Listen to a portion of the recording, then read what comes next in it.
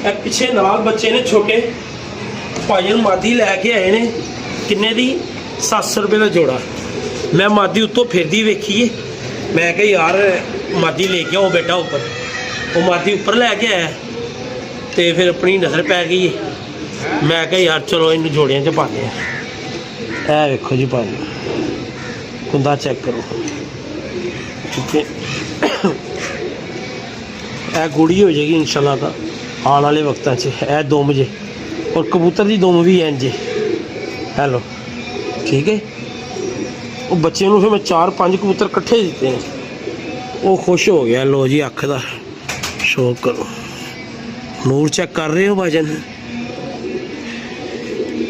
ए जोड़ा फिर मादी और चपड़े ना लाती, ठीक है जी। ठीक है। और जोड़े डके ने वो भी चेक करवा दिए।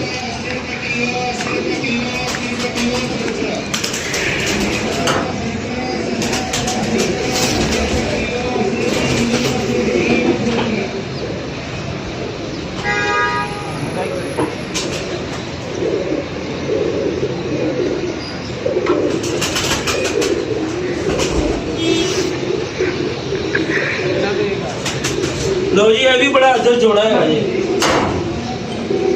किसी दोस्त को जाना है, अपना नहीं है।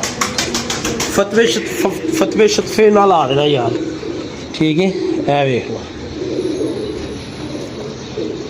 कुंदा चेक करो कबूतर का, पर दी चढ़ाई चेक करो कबूतर की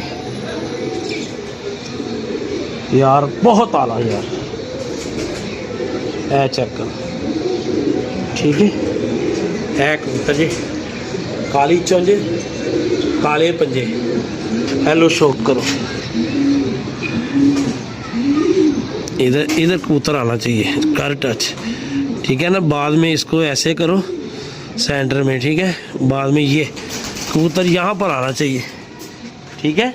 फिर कबूतर का ना समझ आती है कि क्या दिखा रहे हो। इधर हम भाजन जी मादी लाई है ना, वो भी तुम चेक करवाते हैं।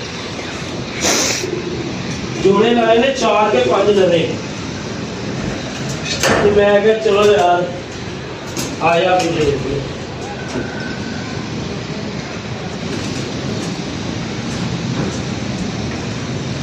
भी बात करने आई इंशाल्लाह ताला।